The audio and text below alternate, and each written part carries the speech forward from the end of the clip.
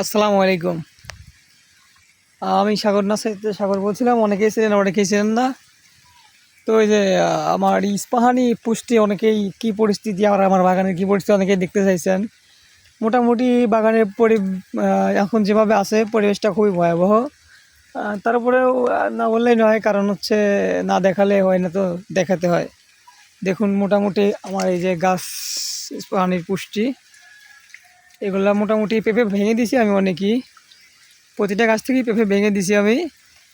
আর আমার বাগানে কিছু গাছ ওই পাশ দিয়ে মারা গেছে, অলরেডি মারা গেছে একদম, দেখতে পাচ্ছেন। এগুলো তাজা আছে অবশ্য।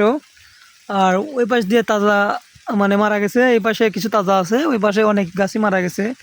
মোটামুটি আমার 700 গাছের ভিতর 250 প্লাস, মানে 250-র ধর, মানে 250 এরকমই হবে আর কি, মারা গেছে। তো এই পাশে তাজা আছে। আর যদি আমি একটু দেখাই, ওই যে দেখতে পাচ্ছেন ওই পাশ দিয়ে কিছু গাছ মারা গেছে,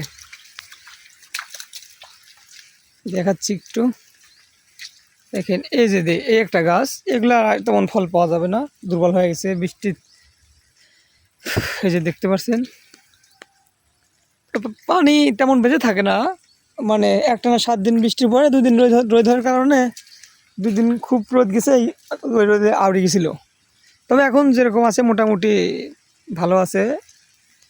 ওই পাশ দিয়ে মারা গেছে, এ পাশ দিয়ে ভালো আছে। এই তো যারা দেখতে চাইছিলেন, জানতে চাইছিলেন, এই তো এই পরিস্থিতি এখন।